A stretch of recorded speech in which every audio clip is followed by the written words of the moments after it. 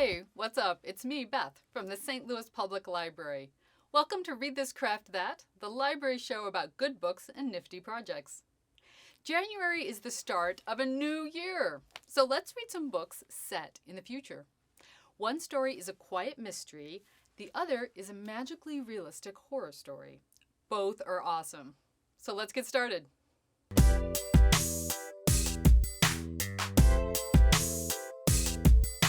The Ones We're Meant to Find by Joan He, published by Roaring Brook Press, tells two stories at once. The first story is a survival story about a girl named C, spelled C-E-E, who is stranded on an island looking for her sister K, and every day she's trying to build a boat to find her.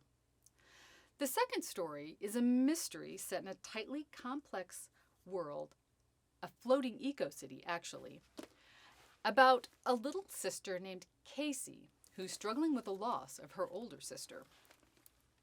And let me read to you about Casey. From a distance, the city in the sky appeared as lifeless as the ocean below it. Beneath the surface was a different story. Inside Stratum 99, the penultimate level of the eco-city, the party had left Casey Mizuhara marooned at her own kitchen island. As everyone else jumped to the beat, bodies shimmering under the blacklight, Casey stood behind the facade of drinks and cups, watching like one might watch animals at a zoo. Except she didn't feel quite human. Alien, more like it, or ghost? About time. Casey had missed her invisibility. She'd been recognized twice in the past week alone, and when the first wave of partiers had logged in, she almost logged out. But the universe had a way of balancing itself. Within 15 minutes, a group of Casey's classmates mistook her for the hired bartender. Then, while Casey was winging the mixed drinks, Meridian messaged to say that she could no longer make it. "That's fine," Casey messaged back.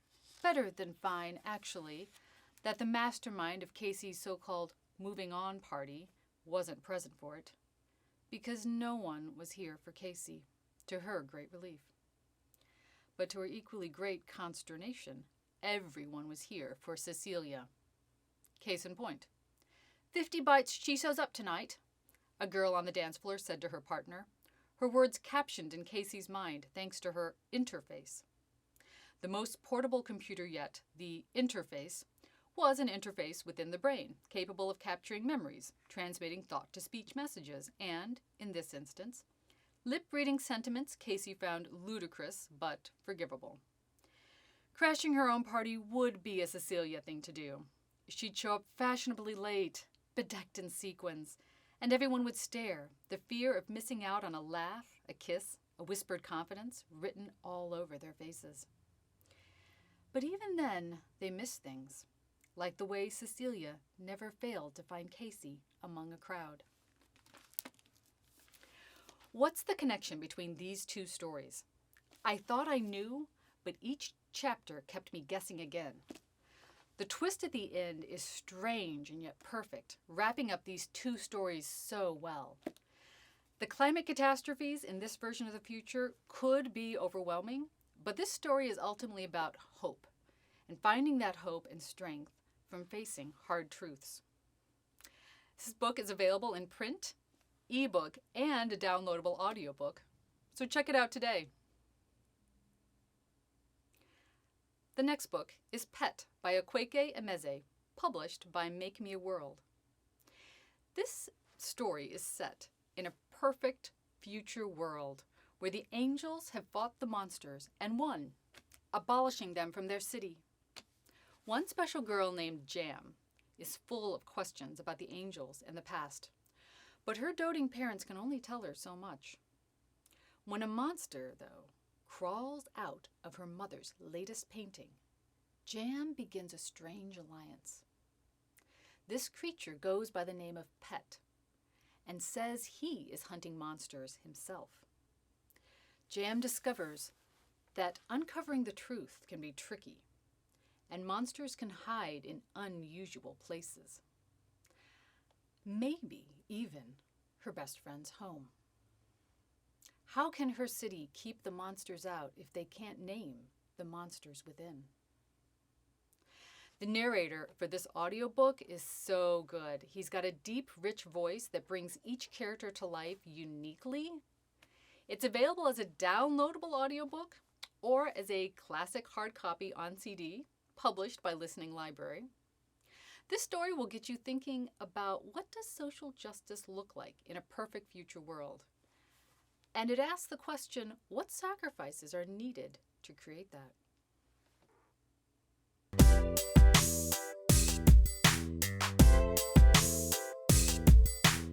So this month's Take and Make craft is a 2-for-1 deal.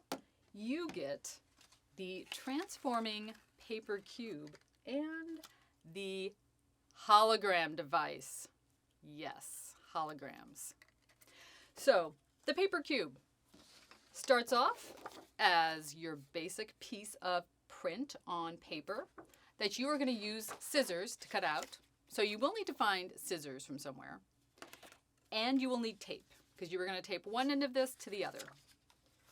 When you do that, you will find that you have a kind of interesting cube. But watch, this cube doesn't just sit around. It, through some very careful folding, can transform, that's right, inside out. Now the hologram device, that is made from just a sheet of plastic. You have a template that you are going to trace onto the plastic, like this. And then you're going to take off the tissue paper backing, so you have a clear template traced on plastic. You will use your scissors again to cut this out, and get some strong scissors. Then you're going to tape the two ends together to form your hologram device. Yes. Now, for this one, you will need someone who has a cell phone, whose cell phone can download the hologram imaging device. And once you've downloaded it, you will place it on top of your cell phone and watch the hologram come to life. So check out the January Take and Make craft, a 2-for-1 awesome craft, and check out how cool this hologram is going to look in the dark.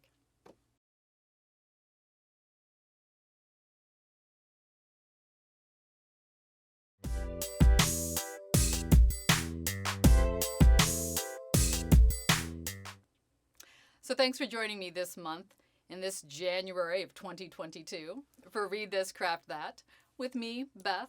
And don't forget to check out our website, www.slpl.org. And while you're there, why don't you click on the Get a Library Card? You can see if you have already had a library card, or if you don't, you can put in your information and get one now, an online card.